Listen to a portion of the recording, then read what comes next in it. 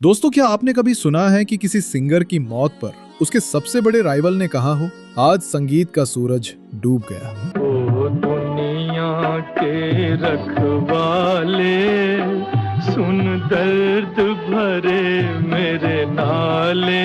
31 जुलाई 1980 मुंबई में तेज बारिश हो रही थी। कहते हैं उस दिन सिर्फ मुंबई नहीं, ऊपर वाला भी रो रहा था। क्या हुआ, कैसे हुआ, कब हुआ? क्योंकि संगीत ने अपना फरिश्ता खो दिया था। ये वही फरिश्ता था जिसे सुनकर लेजेंडरी मुकेश साहब अक्सर रो पड़ते थे और अपने बेटे नितिन से कहते, मैं कभी इनके जैसा नहीं गा सकता। और सिर्फ मुकेश जी नहीं, किशोर कुमार और मन्ना डे जैसे दिग्गज भी जिसके आगे अपना सिर झुकाते थे। चलो दिलदार चलो, चांद के पार चलो। आज कहानी उस आवाज के जादूगर की, मोहम्मद रफी साहब। तुम मुझे यूं बुला ना पाओगे। तो बिना समय बर्बाद किए चलिए जानते हैं उनके कुछ ऐसे अनसुने किस्से जो आपको उनका और बड़ा फैन बना देंगे। दोस्तों, क्या आपने कभी गौर किया है, रफी साहब सिर्फ गाते नहीं थे, वो शब्दों को जीते थे। पर्दे पर दिखने वाले अभिनेता का चेहरा बन जाते थे। जब वो जॉनी वॉकर के लिए गाते तो उनकी आवाज में वही शरारत और हिचकी होती थी। मैं बम्बई का बाबू, नाम मेरा अनजाना, इंग्लिश धुन में गाऊं मैं हिंदुस्तानी गाना। और जब वही आवाज शम्मी कपूर के लिए याहू चिल्लाती तो थिएटर में आग लग जाती थी। दरअसल शम्मी जी तो कहते थे कि रफी साहब को पता होता था कि मैं स्क्रीन पर कैसे उछल कूद करूंगा। उनका एक गाना है, छलकाएं जान आइए आपकी आंखों के नाम। इसकी एक लाइन, जो नजर नशा पिलाए, में उन्होंने नशे का जो भाव डाला है वो आज भी लोगों को मदहोश कर देता है। पर हैरानी की बात देखिए, रफी साहब असल जिंदगी में एकदम संत आदमी थे, जिन्होंने कभी शराब की एक बूंद को हाथ तक नहीं लगाया था।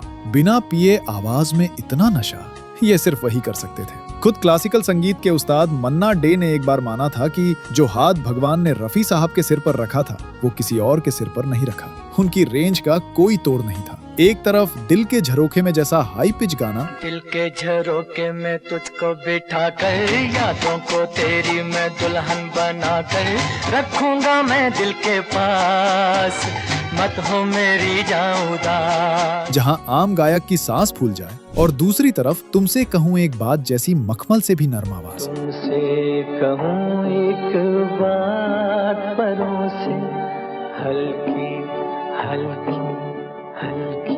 लगता ही नहीं कि वही इंसान इतनी ऊंची पिच पर भी गा सकता है। आजकल तो पीआर से स्टार्स बनते हैं, पर 60 के दौर में कई साधारण अभिनेता सिर्फ इसलिए जुबली स्टार बन गए क्योंकि पर्दे के पीछे उनके लिए रफी साहब गा रहे थे। चाहे राजेंद्र कुमार हो, जॉय मुखर्जी हो या बिस्वजीत, जब रफी साहब गाते थे तो स्क्रीन पर इन अभिनेताओं की सारी कमियां छिप जाती थी। लेकिन दोस्तों, जहां एक तरफ रफी साहब सबकी पसंद बने हुए थे, वहीं इंडस्ट्री के अंदर एक ऐसा फैसला लिया गया जिसने सबको दो हिस्सों में बांट दिया।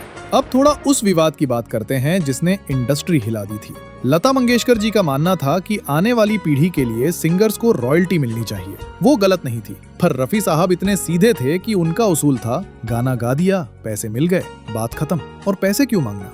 इस जिद की वजह से दोनों ने 4 साल तक साथ नहीं गाया। कई म्यूजिक डायरेक्टर्स ने लता जी की जगह दूसरी फीमेल सिंगर्स को ले लिया, पर रफी साहब की जगह कोई नहीं ले पाया।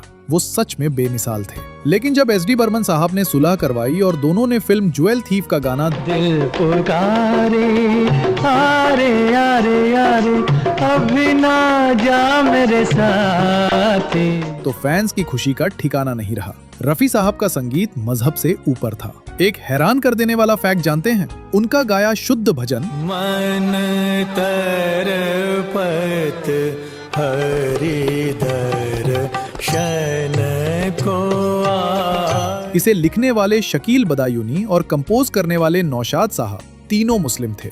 ये था उनका सेक्युलर हिंदुस्तान, जहां आवाज सिर्फ दिल से निकलती थी। और जो लोग कहते हैं कि किशोर कुमार और रफी साहब में दुश्मनी थी, वो ये तस्वीर देख ले। जब रफी साहब का इंतकाल हुआ तो किशोर दा उनके कदमों पर गिरकर फूट फूट कर रोए और बोले, मेरा बड़ा भाई चला गया, अब मैं किसके साथ मुकाबला करूंगा। दोस्तों, रफी साहब का संगीत एक ऐसा समंदर है जिसका कोई किनारा नहीं।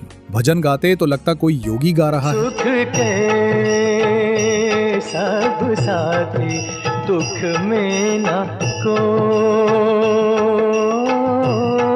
कव्वाली गाते तो लोग सुध बुध खो बैठते।